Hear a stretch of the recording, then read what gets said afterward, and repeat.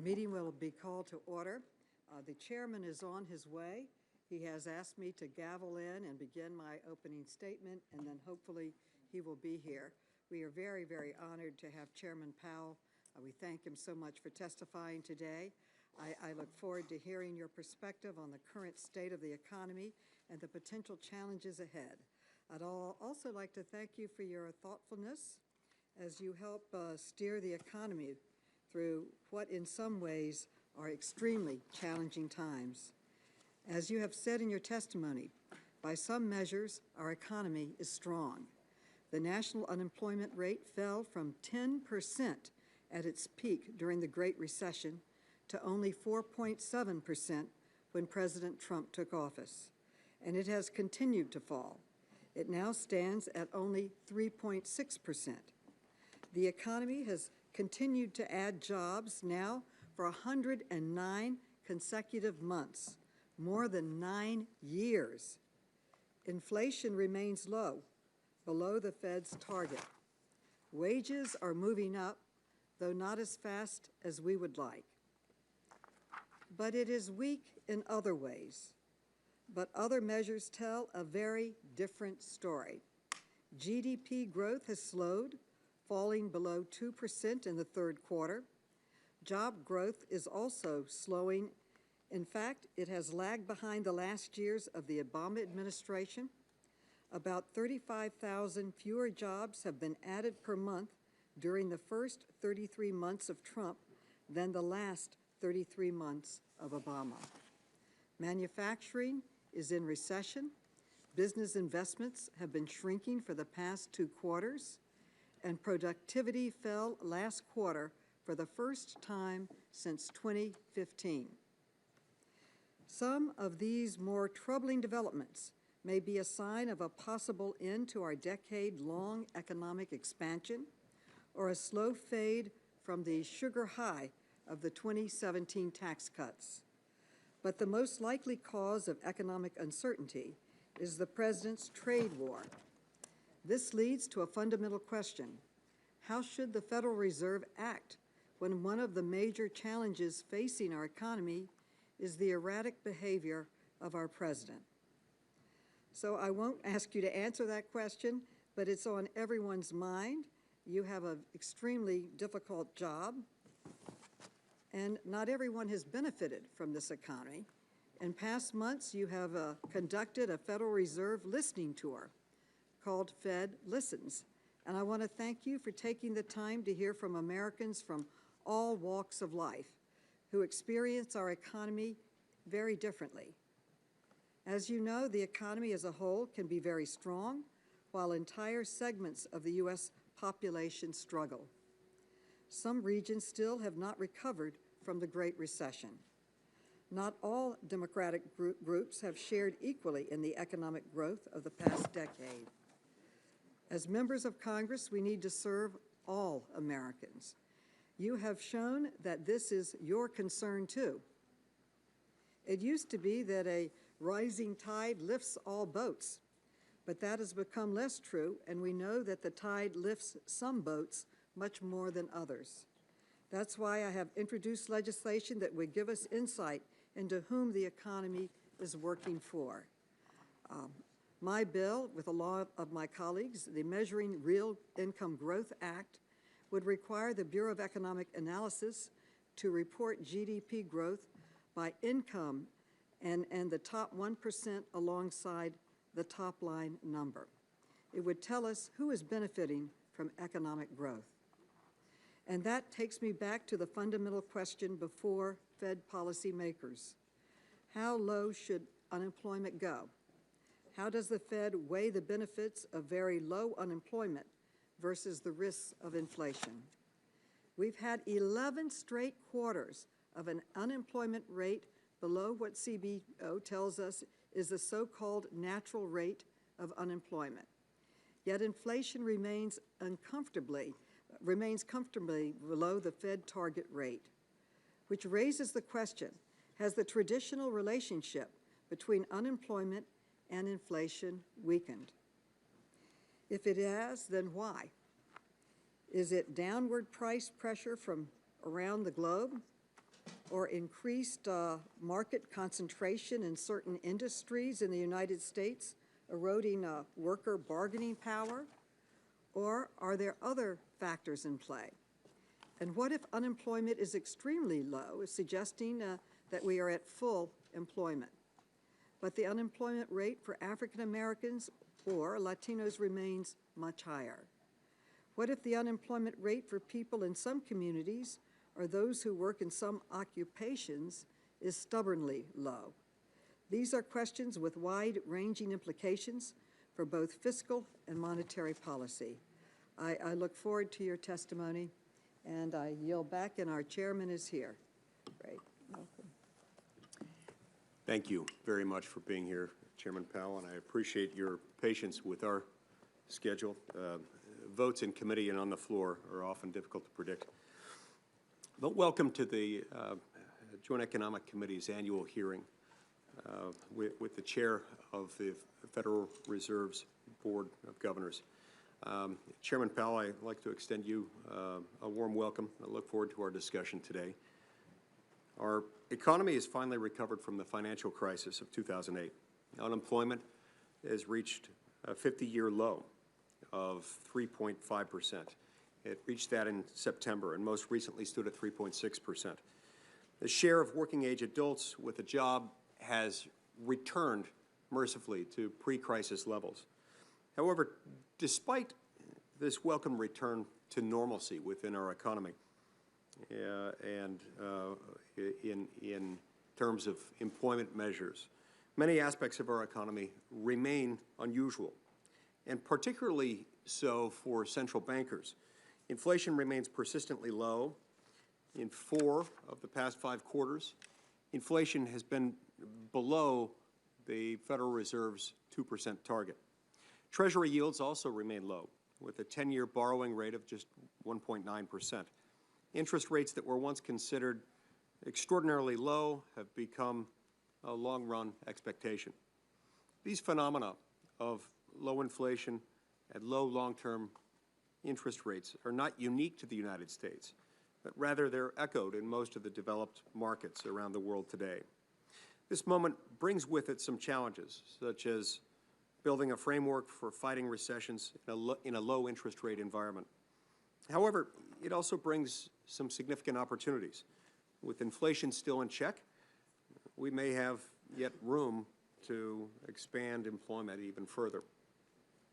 As ever, it'll be important for the Federal Reserve Board to communicate how it addresses these challenges and these opportunities. In this regard, the greater transparency demonstrated by the Federal Reserve during your chairmanship, Mr. Chairman, is to be commended. In particular, the Fed has conducted a number of Fed Listens events around the country, including an historic conference held in June to hear feedback on current policy conduct, as well as to better understand the effects of monetary policy at the local level. Not only will these initiatives promote trust in the Federal Reserve and in its decision-making, they'll provide important information relevant to monetary policy from Americans who do not always get a seat at that table, and in the past haven't been able to understand how these things operate as well as they are able to today.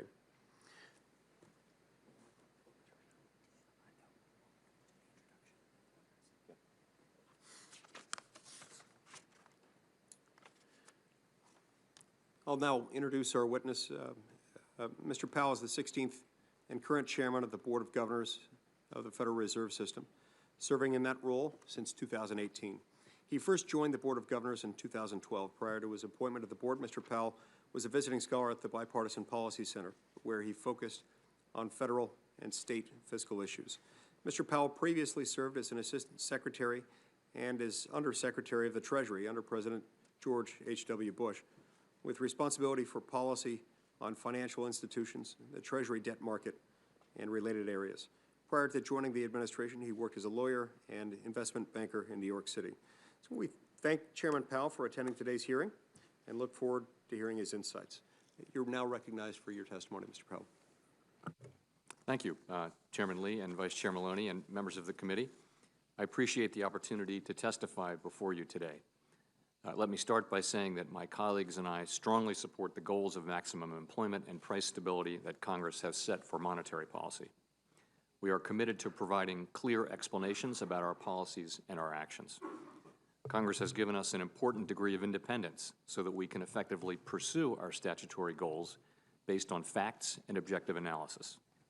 We appreciate that our independence brings with it an obligation for transparency and accountability. Today, I will discuss the outlook for the economy and for monetary policy. The U.S. economy is now in the 11th year of this expansion, and the baseline outlook remains favorable. Gross domestic product, or GDP, increased at an annual pace of 1.9% in the third quarter of this year, after rising at around a 2.5% rate last year and in the first half of this year. The moderate third quarter reading is partly due to the transitory effect of the UAW strike at General Motors. But it also reflects weakness in business investment, which is being restrained by sluggish growth abroad and by trade developments. These factors have also weighed on exports and manufacturing this year. In contrast, household consumption has continued to rise solidly, supported by a healthy job market, rising incomes, and favorable levels of consumer confidence. And reflecting the decline in mortgage rates since late 2018, residential investment turned up in the third quarter following an extended period of weakness. The unemployment rate was 3.6% in October, near a half-century low. The pace of job gains has eased this year, but remains solid. We had expected some slowing after last year's strong pace. At the same time, participation in the labor force by people in their prime working years has been increasing. Ample job opportunities appear to have encouraged many people to join the workforce and others to remain in it. This is a very welcome development.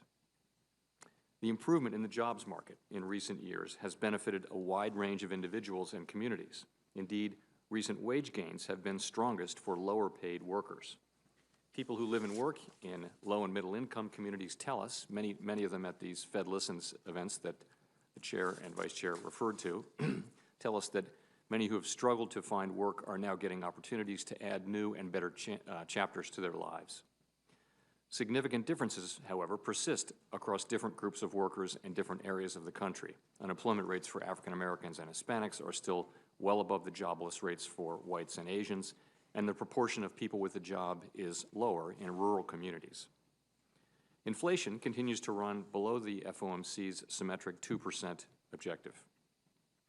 The total price index for personal consumption expenditures increased 1.3% over the 12 months ending in September, held down by declines in energy prices. Core PCE inflation, which excludes food and energy prices and tends to be a better indicator of future inflation, was 1.7% over the same period. Looking ahead, my colleagues and I see a sustained expansion of economic activity, a strong labor market, and inflation near our symmetric 2% objective as most likely. This favorable baseline partly reflects the policy adjustments we have made to provide support for the economy. However, noteworthy risks to this outlook remain. In particular, sluggish growth abroad and trade developments have weighed on the economy and pose ongoing risks. Moreover, inflation pressures remain muted, and indicators of longer-term inflation expectations are at the lower end of their historical range. Persistent below-target inflation could lead to an unwelcome downward slide in longer-term inflation expectations. We will continue to monitor these developments and assess their implications for U.S. economic activity and inflation. We also continue to monitor the risks to the financial system. Over the past year, the overall level of vulnerabilities facing the financial system has remained at a moderate level. Overall, investor appetite for risk appears to be within a normal range, although it is elevated in some asset classes. Debt loads of businesses are historically high, but the ratio of household borrowing to income is low relative to its pre-crisis level and has been gradually declining in recent years. The core of the financial sector appears resilient, with leverage low and funding risk limited relative to the levels of recent decades. At the end of this week, we will be releasing our third financial stability report, which shares our detailed assessment of the resilience of the U.S. financial system. Turning to monetary policy. Over the past year, weakness in global growth, trade developments, and muted inflation pressures have prompted the FOMC to adjust its assessment of the appropriate path of interest rates. Since July, the committee has lowered the target range for the federal funds rate by 0.75 of a percentage point. These policy adjustments put the current target range at 1.5 to 1.75%. The committee took these actions to help the U.S. economy keep the U.S. economy strong and inflation near our 2% objective, and to provide some insurance against ongoing risks. As monetary policy operates with a lag, the full effects of these adjustments on economic growth, the job market, and inflation will be realized over time. We see the current stance of monetary policy as likely to remain appropriate as long as incoming information about the economy remains broadly consistent with our outlook of moderate growth, a strong labor market, and inflation near our symmetric 2% objective. We'll be monitoring the effects of our policy actions along with other information bearing on the outlook as we assess the appropriate path of the target range for the funds rate. Of course, if developments emerge that cause a material reassessment of our outlook, we would respond accordingly. Policy is not on a preset course. The FOMC is committed to ensuring that its policy framework remains well-positioned to meet its statutory goals. We believe our existing framework has served us well. Nonetheless, the current low interest rate environment may limit the ability of monetary policy to support the economy. We are currently conducting a public review of our monetary policy strategy, tools, and communications, the first of its kind for the Fed. With the U.S. economy operating close to maximum employment and price stability, now is an especially opportune time to conduct such a review. Through our Fed Listens events, we've been hearing a diverse range of perspectives not only from academic experts, but also from representatives of consumer, labor, business, community, and other groups. We will draw on these insights as we assess how best to achieve and maintain maximum employment and price stability. We'll continue to report on our discussions in the minutes of our meetings and share our conclusions when we finish the review, likely around the middle of next year. In a downturn, it would also be important for fiscal policy to support the economy. However, as noted in the Congressional Budget Office's recent long-term budget outlook, the federal budget is on an unsustainable path with high and rising debt. Over time, this outlook could restrain fiscal policymakers' willingness or ability to support economic activity during a downturn. In addition, I remain concerned that the high and rising federal debt can, in the longer term, restrain private investment and thereby reduce productivity and overall growth. Putting the federal budget on a sustainable path would aid the long-term vigor of the U.S. economy and help ensure that policymakers have the space to use fiscal policy to assist in stabilizing the economy if it weakens. I'll conclude with a few words on the technical implementation of monetary policy. In January, the FOMC made the key decision to continue to implement monetary policy in what we call an ample reserves regime. In such a regime, we will continue to control the federal funds rate primarily by setting our administered rates and not through frequent interventions to actively manage the supply of reserves. In the transition to the efficient and effective level of reserves in this regime, we slowed the gradual decline in our balance sheet in May, and we stopped it in July. In response to the funding pressures in money markets that emerged in mid-September, we decided to maintain a level of reserves at or above the level that prevailed in early September. To achieve this level of reserves, we announced in mid-October that we would purchase Treasury bills at least into the second quarter of next year and would continue temporary open market operations at least through January. These actions are purely technical measures to support the effective implementation of monetary policy as we continue to learn about the appropriate level of reserves. They do not represent a change in the stance of monetary policy. Thank you. I will be glad to answer your questions. Thank you so much for your testimony. The chairman, along with other senators, is voting. And because the Fed chair needs to leave at 12:30 at a hard stop, he is suggesting that we limit our questions to 4 minutes so that everyone gets a chance to question. So I will start and then go to Representative Marchant until the chairman comes back. So thank you. The full unemployment rate is well below the Fed's long-run estimate of 4.2%. Measures of underemployment and long-term unemployment also are at a near-decade low. Yet the unemployment rate for some groups is substantially higher.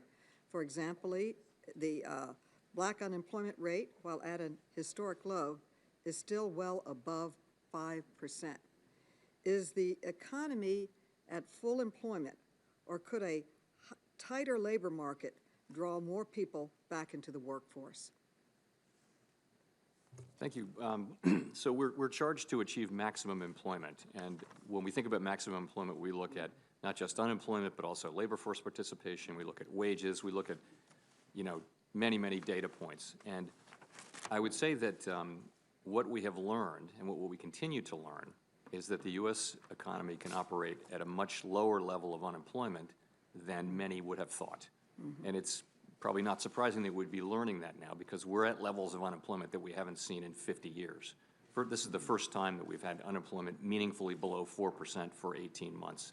So we're observing this, and we're seeing, as you point out, that inflation is actually kind of moving sideways, and wages are moving at a healthy clip, but they're not moving up in a way that would suggest that there are upward price pressures. So I think we're very open to the idea. I'm very open to the idea that we don't know where maximum employment precisely is. We have to have significant humility when we make estimates of that, and we've got to let the data speak to us. And what the data are not sending any signal that the labor market is so hot or that inflation is moving up or anything like that. So I think what we've learned is that the current level of unemployment is consistent with a strong labor market, but it is not one that is in any way presenting difficulties, and it has many beneficial side effects, including pulling people back into the labor market, including wages moving up for people at the lower end of the wage spectrum. So there's a lot to like about today's labor market, and we'd like to see it continue strong, and we're using our tools to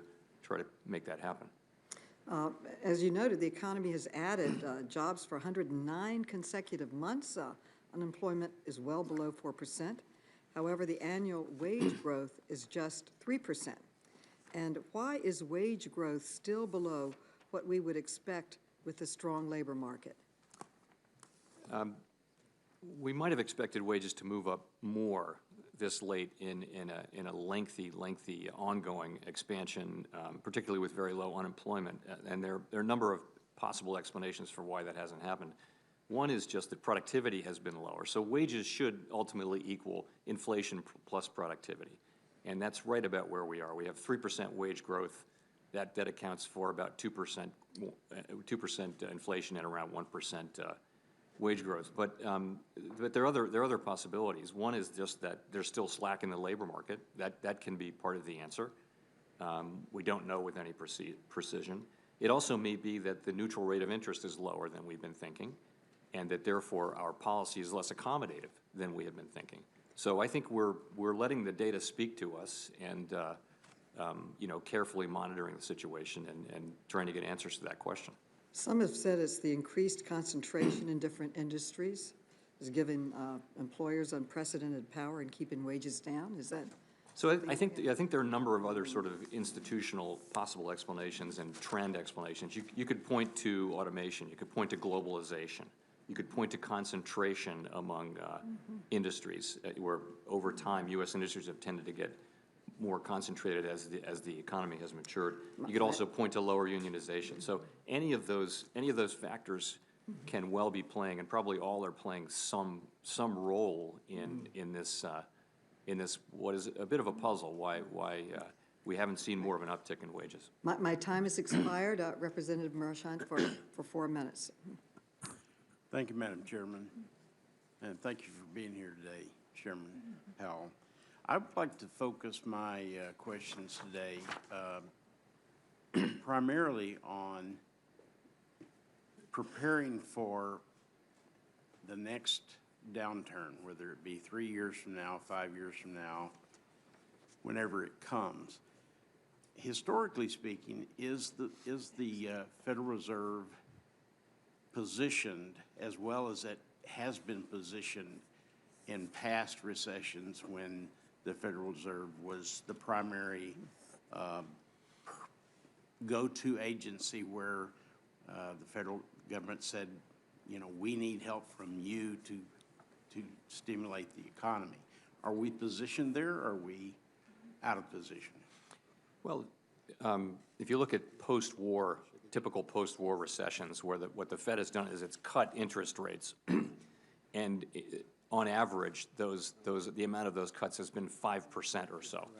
So with the federal funds rate having peaked at about 2.4% and now being at about a little above 1.5%, we don't have that kind of room, and there are a couple of reasons for that. Just if you look at the longer-term interest rates, which are not directly affected much by our policy, they've just been declining for 40 years now, and that is because of inflation being lower and under control and less volatile, and also just the aging demographics means higher saving, means more savings relative to investment, and that puts downward pressure on interest rates. So I think the new normal now is lower interest rates, lower inflation, probably lower growth, and you're seeing that all over the world, not just in the United States. You're seeing it to a much greater extent in many parts of the world than we're seeing it here.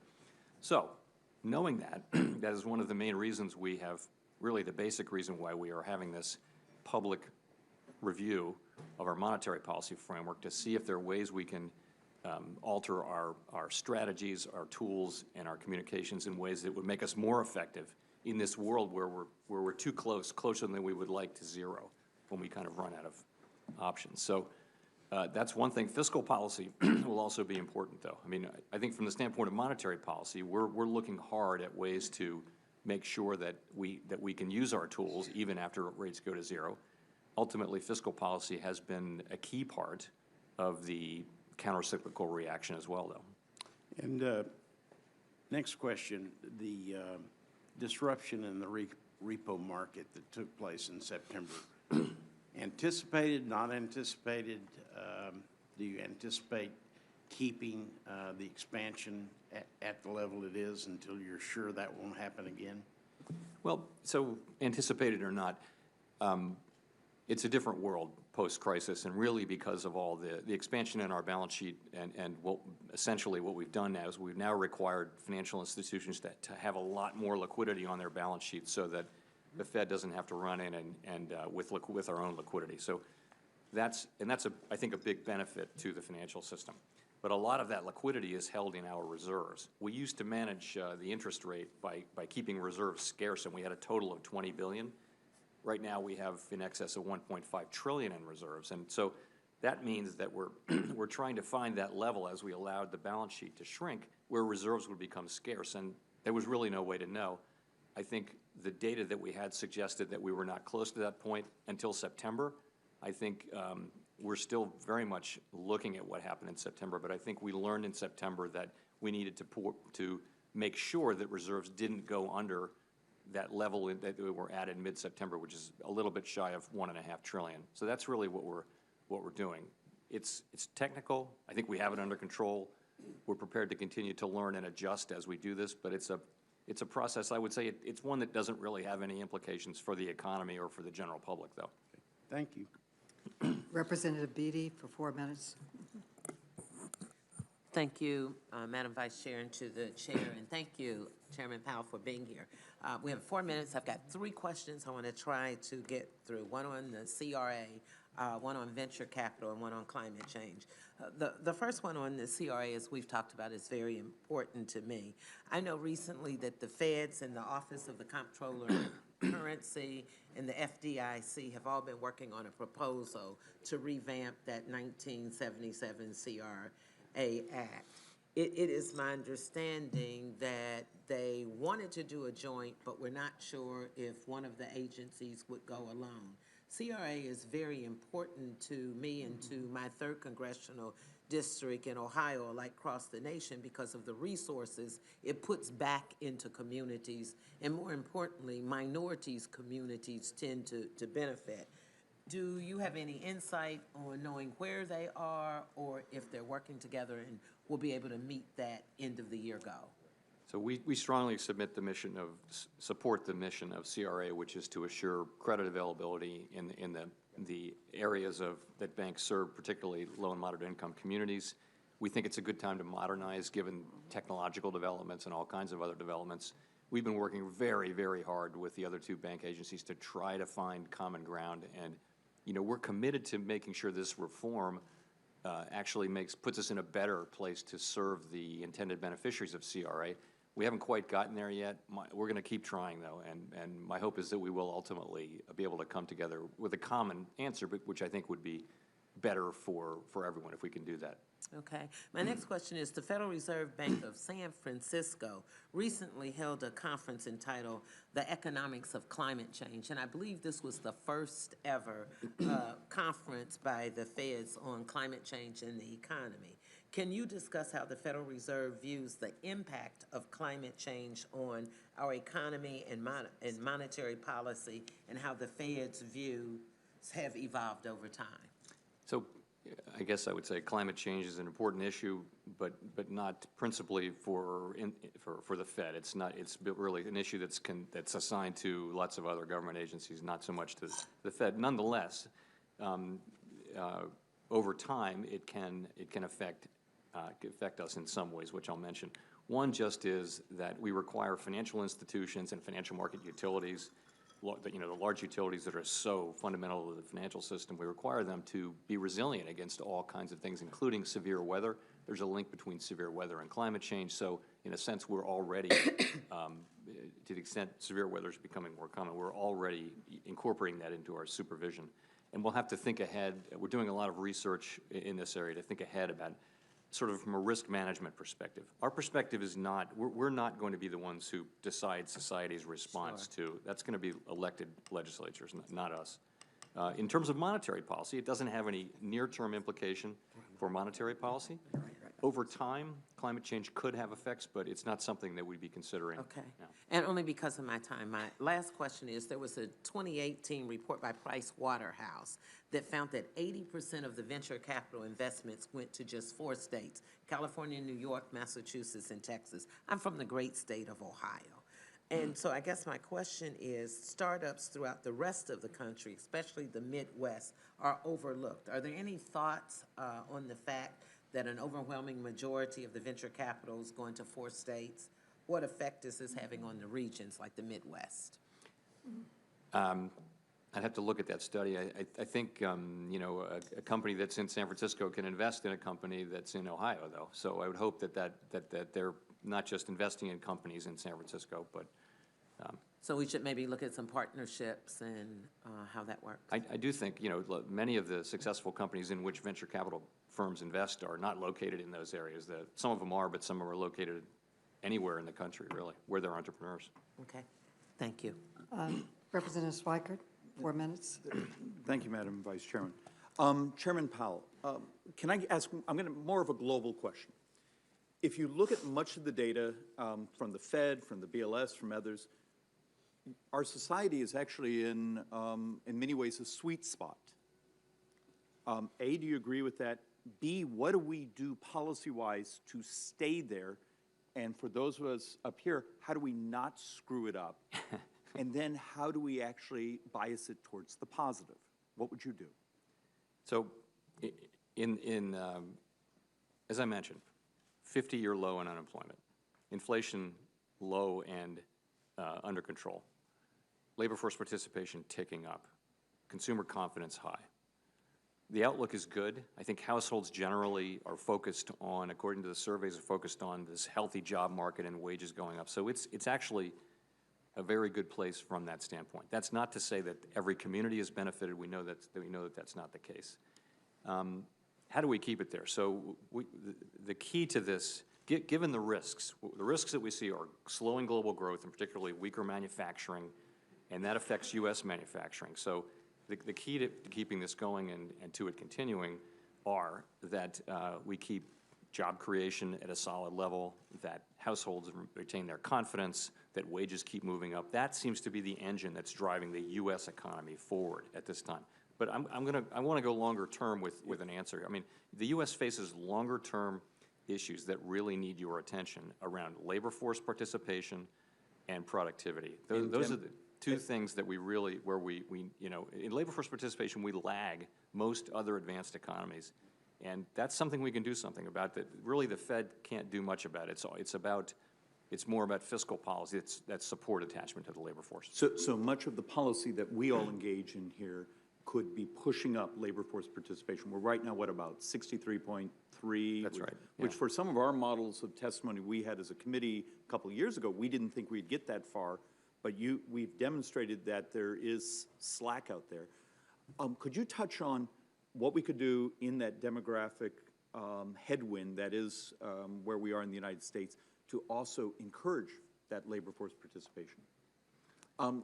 Incentives for someone that's older to stay in the labor force, getting millennial males to actually start to equal millennial females in the labor force. Well, I think what would you do? There's a range of policies, and they would appeal, I think, across the political spectrum. Some of them are about labor demand, some are about labor supply, and I think many of them would work. That's the great thing is, and I think for young males, it's going to be addressing the opioid problem. It's going to be skills and training and internships. We had a great meeting with a bunch of experts on internship programs recently. I think you're seeing older people stay in the labor force more and more. Their participation is moving up.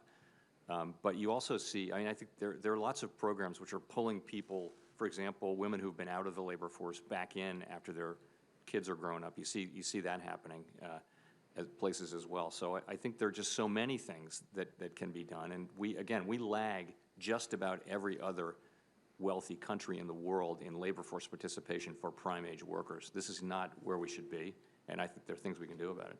In my last 20-some seconds, slight non sequitur. Okay, with the dual mandate, how often in your conversations with your economists do you get into the discussion of currency differentials and the headwinds that actually creates both in export and capital coming into the country?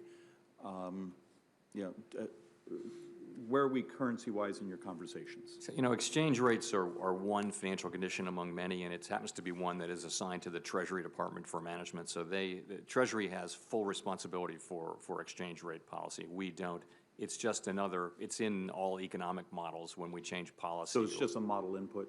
It's just a model input. It's in no way is it a principal driver of the way we think about policy or the way other central banks do. Thank you, Mr. Chairman. Madam Vice Chair, thank you. For 4 minutes, Lois Franklin. Thank you, Madam Chair. Thank you for being here, Mr. Powell.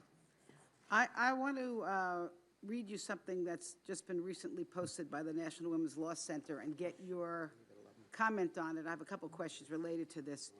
So we've all heard about the gender wage gap. Women on the average make only 82 cents to average a man's dollar. It's much worse for women of color.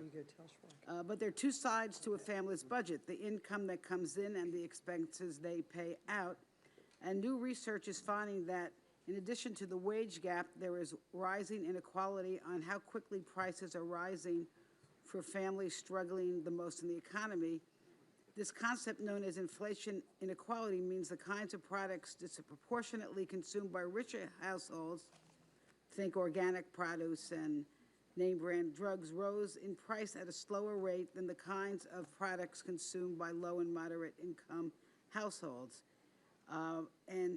Just released research by Columbia University begins to quantify these impacts by updating poverty rates for an adjusted inflation index that accounts for inflation inequality. And the article goes on to suggest that an appropriate course of action would be to peg the federal poverty threshold to a higher rate of inflation, given how many more people would be considered in poverty when looking at the expense size of the ledger.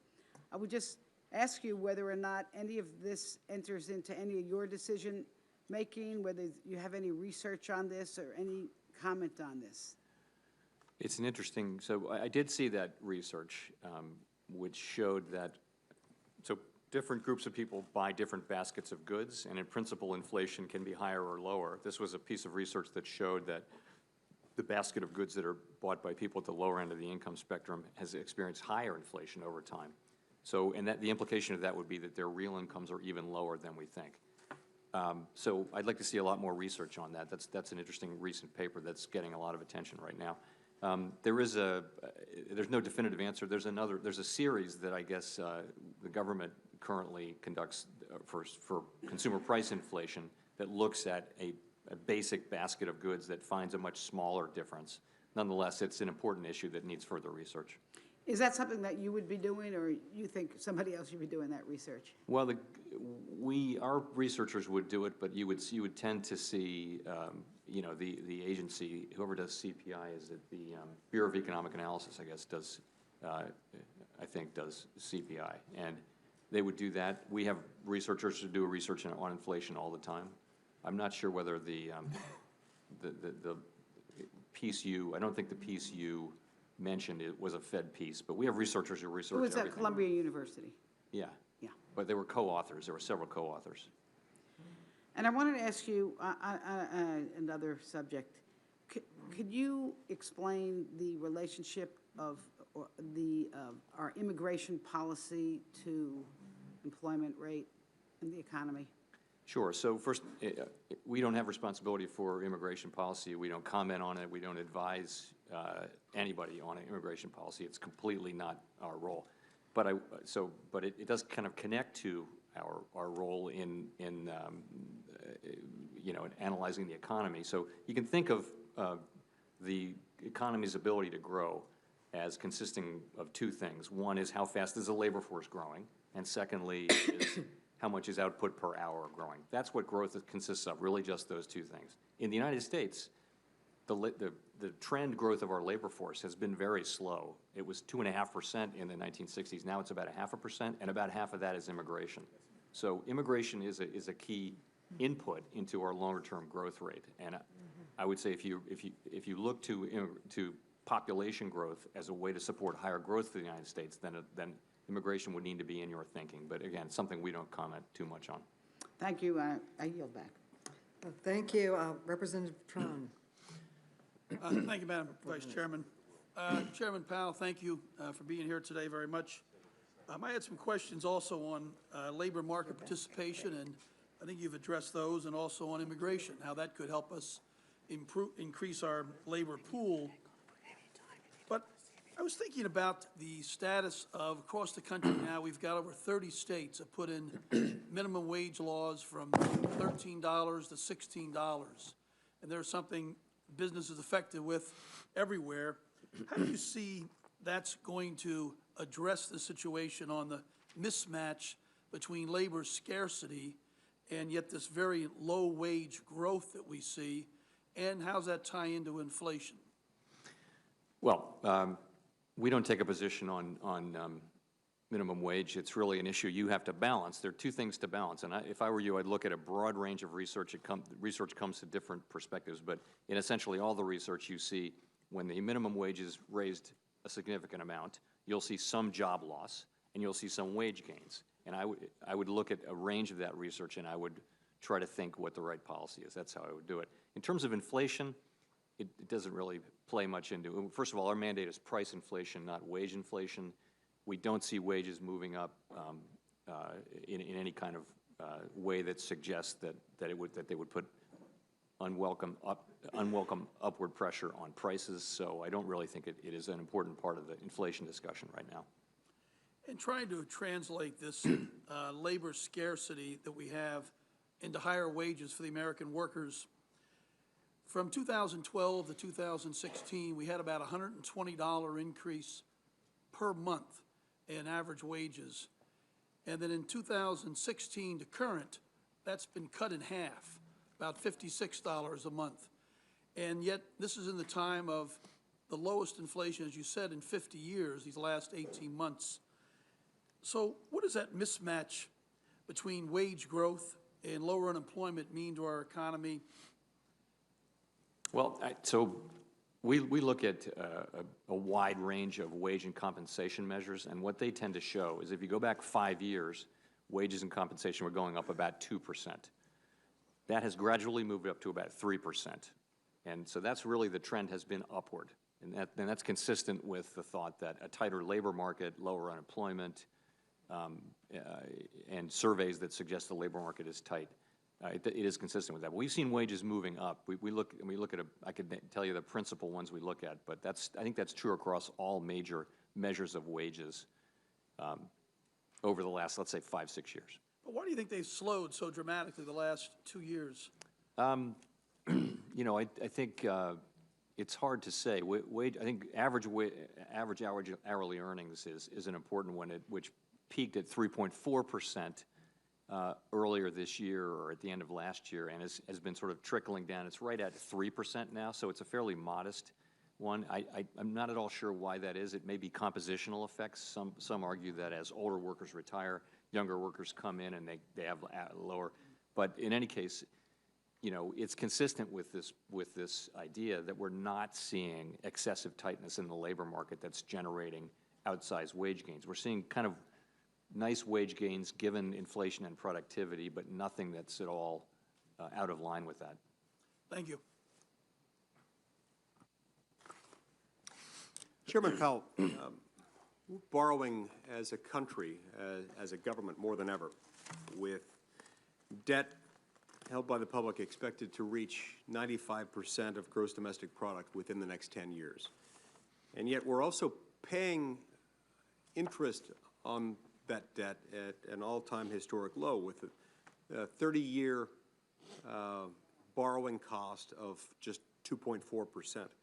What's the reason for this, I guess some would say, fortunate fiscal reprieve at a time when Congress as an institution has shown really no sign of fiscal discipline at all? So what does it come from? Well, it really is a long-term trend.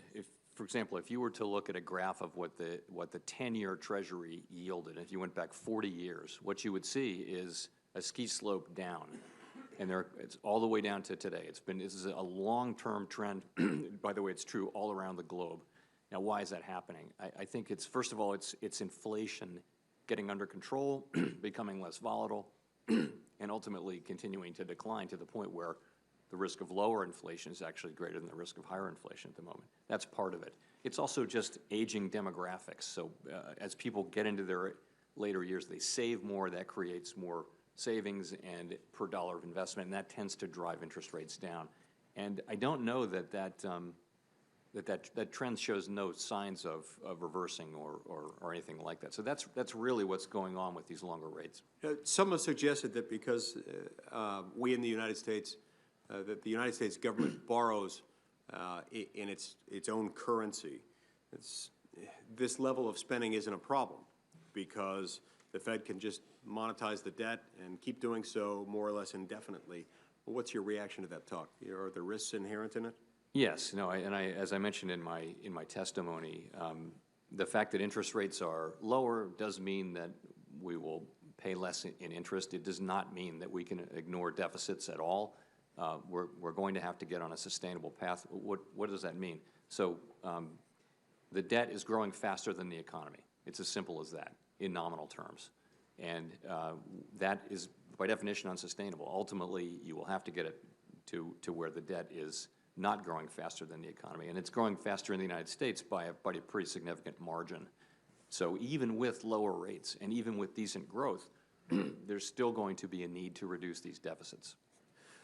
And I would say, by the way, that's a need over time. You know, we're not in the business of advising you when to do that or how to do it, but it is inevitable that over time we will have to do it. And you know, frankly, if we don't do it, what happens is our children will wind up spending their tax dollars more on interest than the things they really need, like education, security, health. In the past, you've mentioned uncertainties in the area of international trade as imposing something of an economic headwind for us. What, after we've had, over the last couple of years, a lot of trade measures going into effect, what has the Fed learned about the interaction between trade and monetary policy?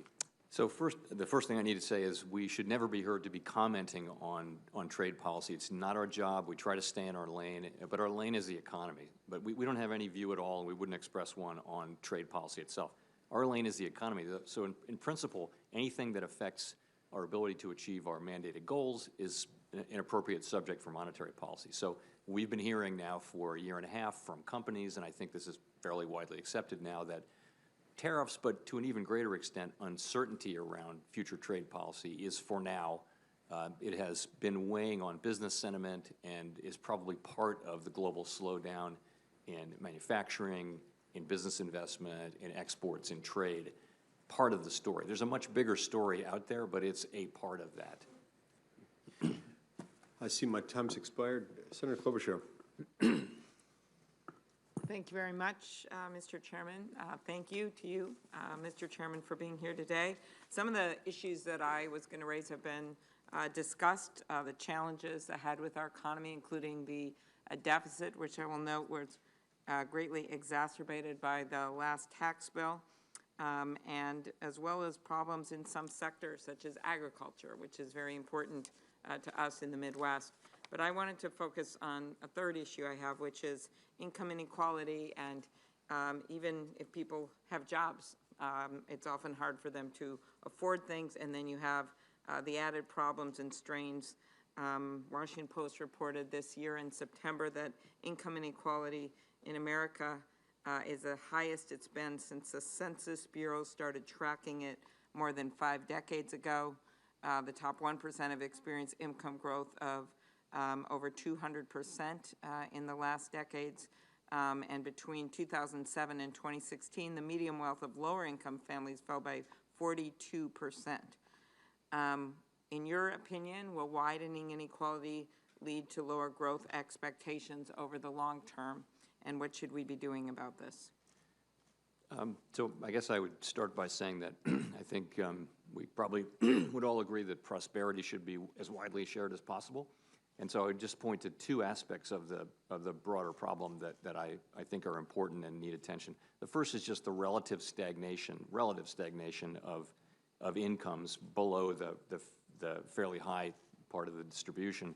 And that's even after allowing for taxes and benefits and things like that. That's one thing where we want to see incomes moving up broadly across the income spectrum. The second is mobility. I think you want to see people moving from the bottom to the top, and vice versa, by the way. It has to happen just as a matter of arithmetic. So, for example, the bottom 20%, what are the chances that if you're born in the bottom 20% of income or wealth, you'll make it to the middle 20% or the top 20%? The United States actually lags most other wealthy countries in that measure now. This is very much not our self-image as a country, and those are things we need to address. So I think those are important. That's one, and I think increasing the minimum wage, I have my own views on this, would be helpful. But as you talk about that, one of our challenges right now is hooking up our education system with the jobs that are available right now and making sure everyone has access to those jobs. And I don't think it always means a 4-year degree. Some of the fastest growing job areas are 1- and 2-year degrees. I think we're going to have 64,000 or 74,000 openings for electricians. And one of the things I'm really focused on is apprenticeships and trying to make it easier for people to access those kinds of degrees. Could you briefly talk about that?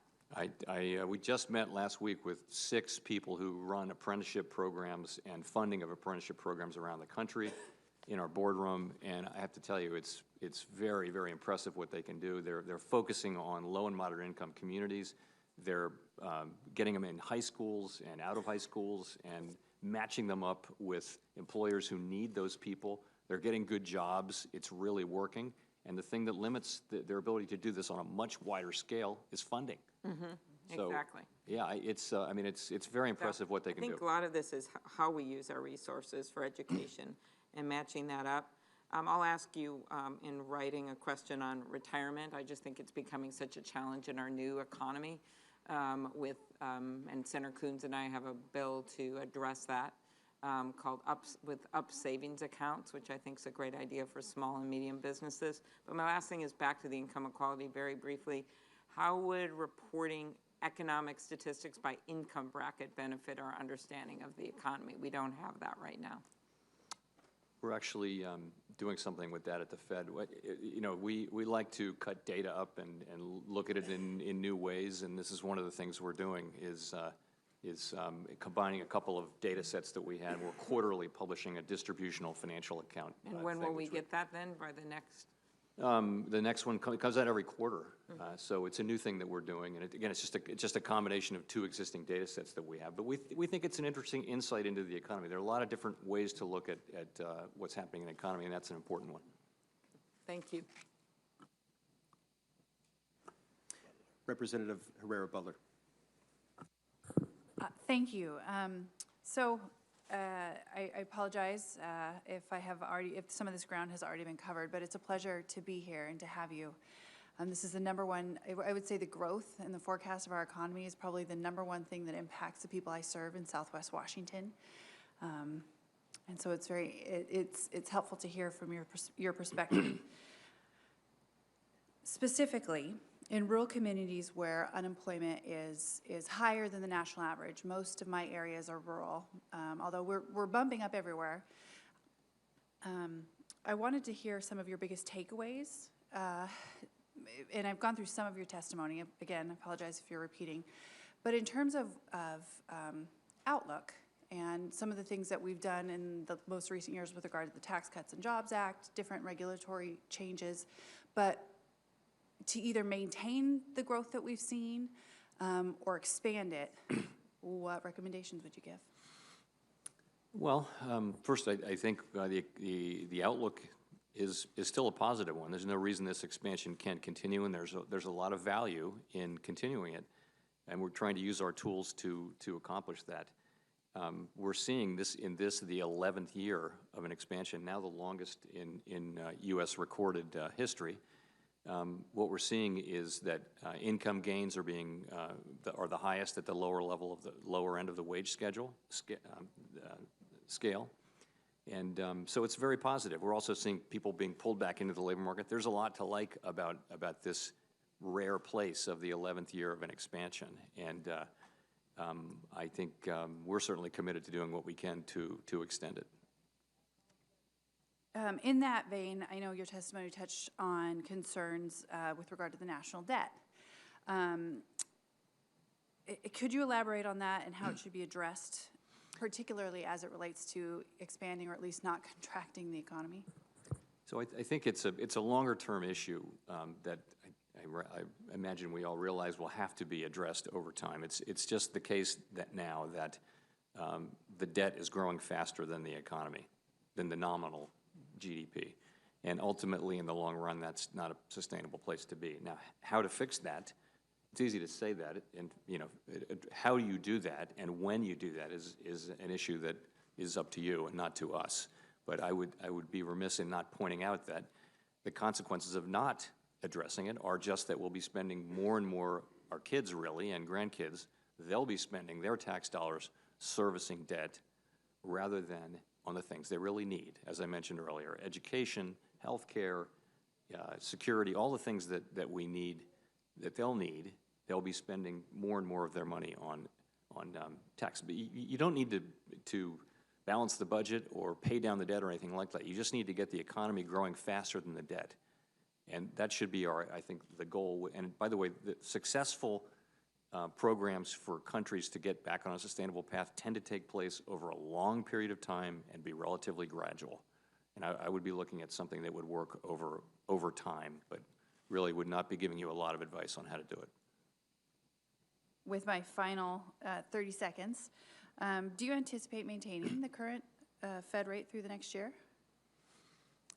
No, I wouldn't say that at all. What I've said here, and I'll go right to the actual language, is that we see the current stance of monetary policy as likely to remain appropriate as long as incoming information about the economy remains broadly consistent with our outlook of moderate growth, a strong labor market, and inflation near our symmetric 2% objective.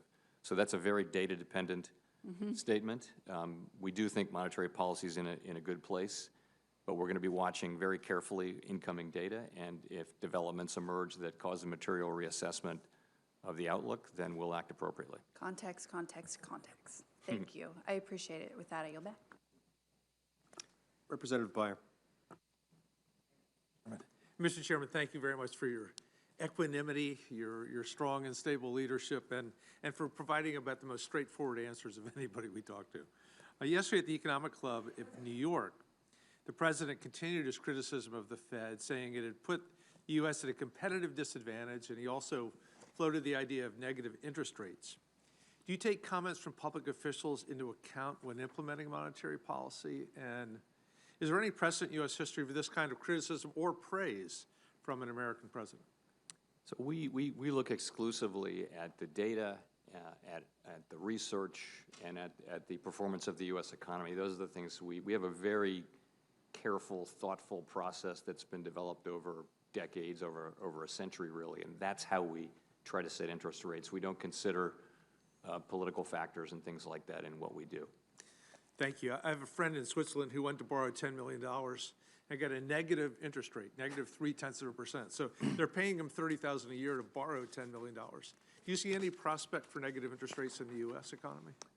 Well, negative interest rates would certainly not be appropriate in the current environment. Our economy is in a strong position. We have growth. We have a strong consumer sector. We have inflation that's a bit below target. So the very, very low and even negative rates that we see around the world would not be appropriate for our economy.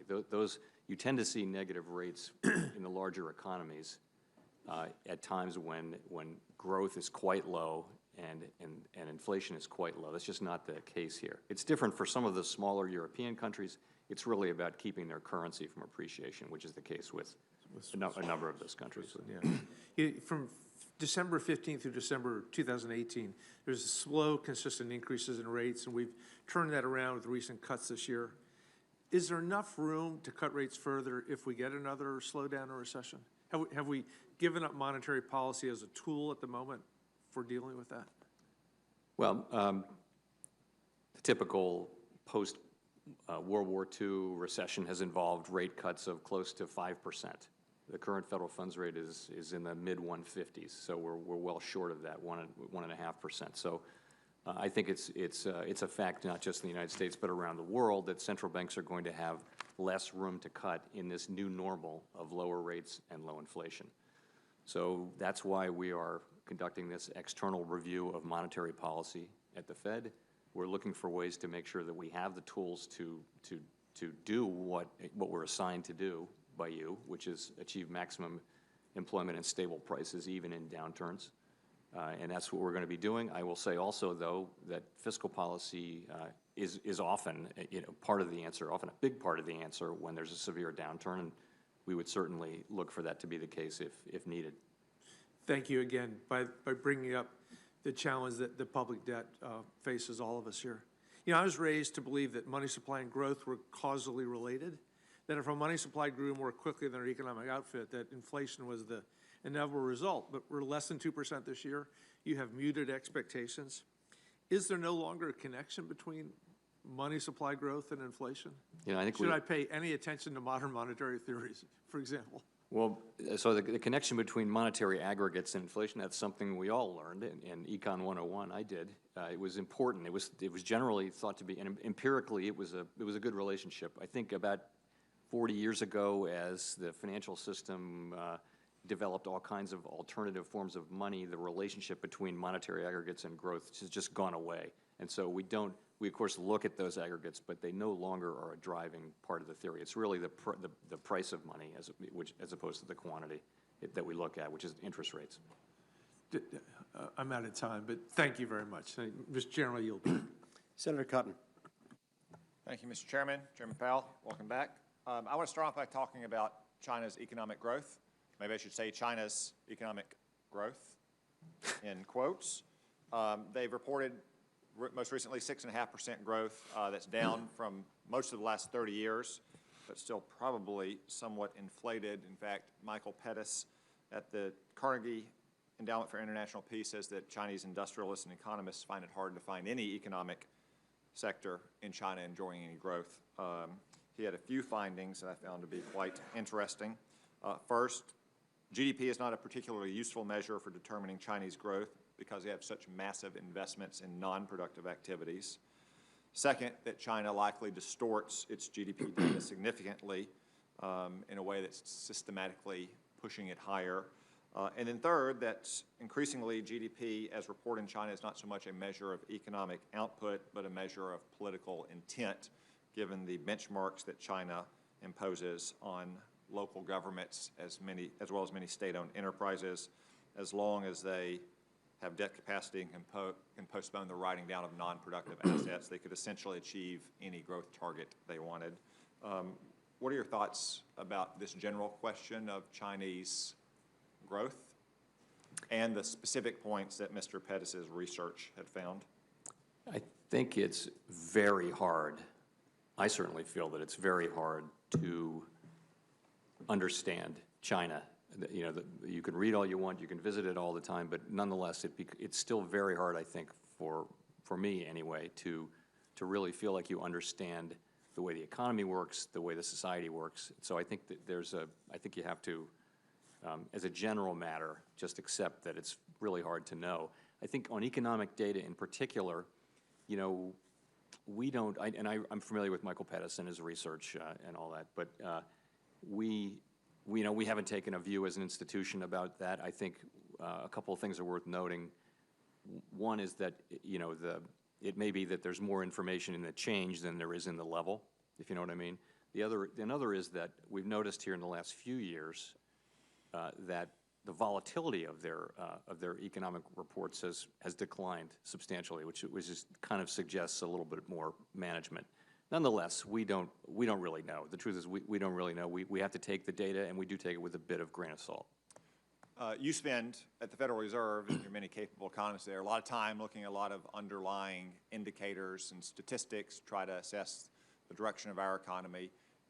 When you look at not just how the Chinese leadership in the Communist Party behave, but when you look at some of those indicators, well, how their people are behaving or how other things like, say, maybe energy inputs or shipping, so forth, do you see a country behaving as if they have almost 7% growth right now? It's hard to say. I would say that one thing that's notable is that they have not responded with massive stimulus to this current situation. They've had, obviously, over a longer period of time, growth has been slowing from 3 decades of 10% as an economy matures, and I think they're trying to manage that decline. They did put an awful lot of stimulus to work after the financial crisis, and that supported their growth. I think they have been much more cautious and careful. They have a deleveraging campaign, as I'm sure you know, that's been going on now for 1 or 2 years, and they haven't really backed away from that. And that's part of, by the way, I think that is part of the global slowdown, actually, is trying to at least stop debt from growing inside China, where they have unusually high debt as a society for any emerging market nation. So I would say that they're behaving relatively thoughtfully and responsibly in response, they appear to be, in response to this current slowdown. All right, thank you. My time has expired. Senator Hassan. Well, thank you very much, Mr. Chair, and I appreciate your and the Vice Chair's convening of this meeting, and to Chair Powell, thank you for being here and for your work. Mr. Powell, as you know, it is critical to the long-term safety and stability of the U.S. economy that the Federal Reserve makes data-driven decisions and remains independent from political influence. Unfortunately, recent political pressure on the Fed is having real-world economic consequences. A recent study found that markets react each time you are publicly pressured to intervene in the economy, with a quantifiable change in investors' expectations that the Fed's interest rate targets will drop. Chair Powell, can you tell the committee what actions you are taking at the Federal Reserve to not only insulate against political influence, but also to signal to investors that the Fed makes independent decisions based on sound economic analyses? Thank you. So politics plays absolutely no role in our decisions. We use the best data, the best analysis we can muster. Mm-hmm. We're human, we'll make mistakes, but we won't make mistakes of character or integrity.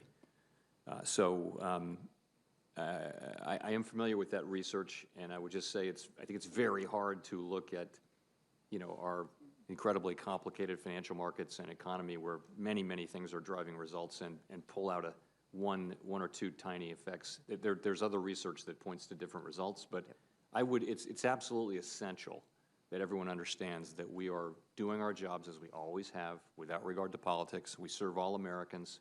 We do the best we can based on our analysis. We try to be as transparent as we can. We explain ourselves, put everything we do on the record. When people dissent, they put their dissent on the record. Yep. And that's as it should be. Yep. Well, I just think it's important, understanding that research is complicated, that we don't complicate it further with political actors putting pressure on the Fed, and that has been the norm and the tradition, and it's one that I hope we can return to.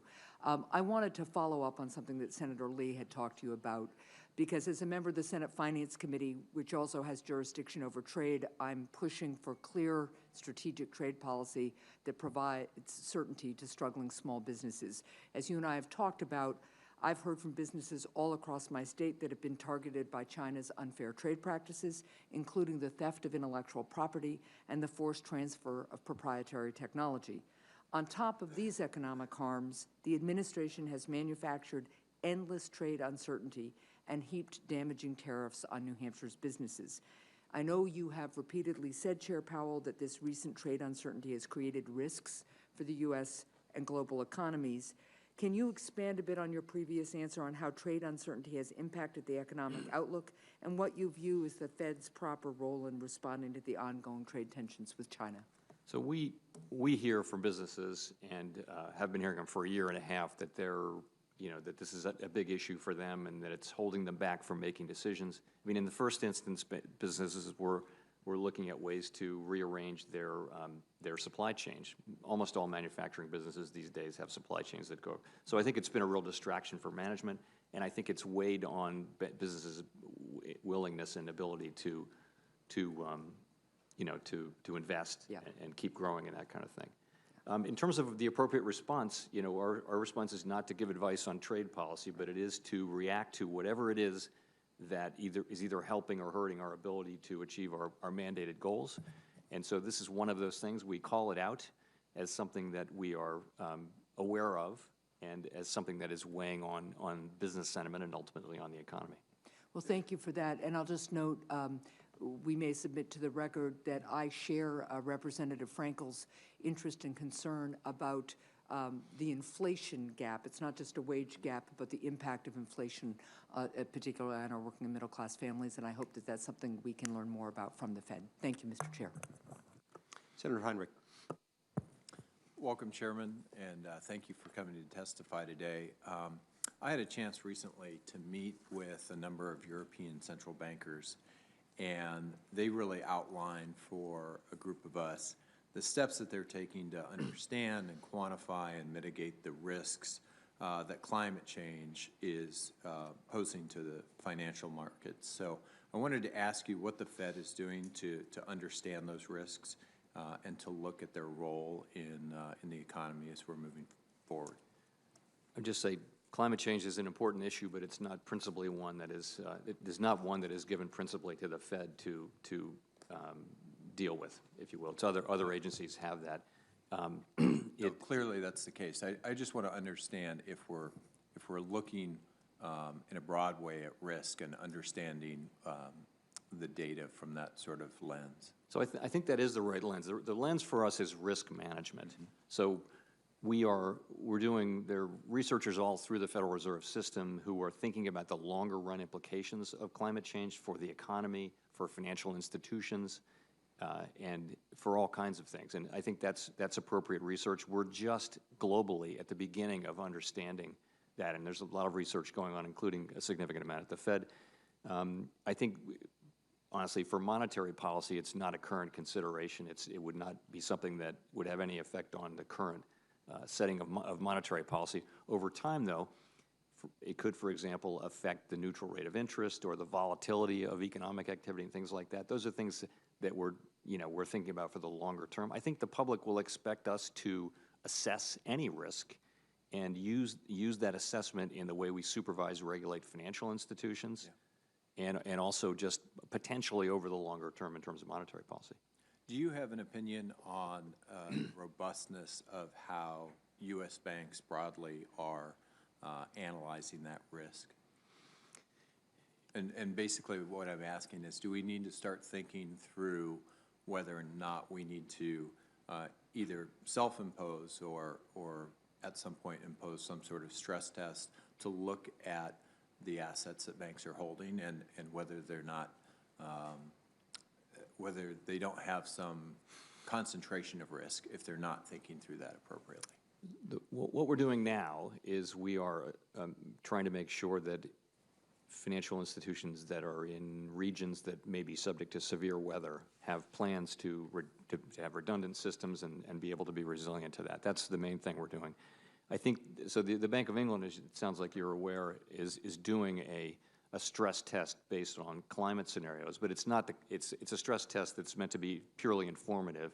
It wouldn't do what our CCAR stress tests do and potentially limit distributions and that kind of thing. That's an interesting idea. We'll be monitoring it. I think we're going to benefit from some of the activity around the world that we're seeing with other central banks. We'll try to learn from what they're doing. Yeah, we're obviously already seeing some places where it's harder to turn over a house in flood-prone areas. And if you had a concentration of mortgages that you were holding in areas like that, obviously that could pose a real financial risk. Do you think that GDP data adequately gives us enough of a picture about who is benefiting from the economy? And I guess in other words, should we be looking at how economic growth is being distributed across the quintiles of the economy? I think it's really hard to capture gross domestic product in a $22 trillion economy. I think the people who do that do a great job at it, but it's quite difficult. We actually, it's interesting to try to cut the income data. So we're doing some of that now with our distributional financial accounts. Other agencies are doing the same thing. I think when you have the data, we have a tendency to want to cut it up different ways and see what we learn. And so we're doing that now, and I think it is informative about the way income and wealth are shared, broadly speaking, in the country. It's an important perspective. We're certainly looking forward to seeing that data.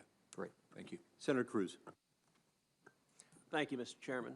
Chairman Powell, welcome. Thank you for your testimony. We are right now experiencing remarkable economic growth across the country. We have the lowest unemployment in 50 years. We have the lowest African-American unemployment ever recorded. We have the lowest Hispanic unemployment ever recorded. In your judgment, what economic policies have played the most important part in generating that economic growth that we're seeing right now? Well, I think I'd be reluctant to single out particular policies. I'll just say this, though, that it's been a long, slow recovery, but it's come a long way. We're now in the 11th year. It's the longest since we began keeping, credible records of the U.S. economy in the mid-1800s, the longest one, and we hope a significant way to go. We've just seen continued improvement, and I think I would point to a couple things. These long expansions are common now, and that really is because we conquered the high inflation. We've seen 3 of the 4 longest expansions in U.S. history have been among the last 4 expansions. So it's kind of become the norm to have these long ones. I hope everyone takes credit for the good economy we're seeing now, because it is a really good place. I think it's worth noting, as you mentioned, 50-year low in unemployment, wages moving up at the bottom of the scale more than anywhere else, growth continuing at a solid pace in the 11th year of the expansion. I think it's a really good time, and I want everybody to get credit for that. Not us, but. So I have real concerns that going into 2020, that we may see a slowdown in investments as those allocating capital look at the political scene and look at some of the economic proposals being put forth by Democratic candidates for president. And I have concerns that may cause people to tap the brakes in terms of deploying capital until at least after the election and finding out whether these policies might possibly be implemented.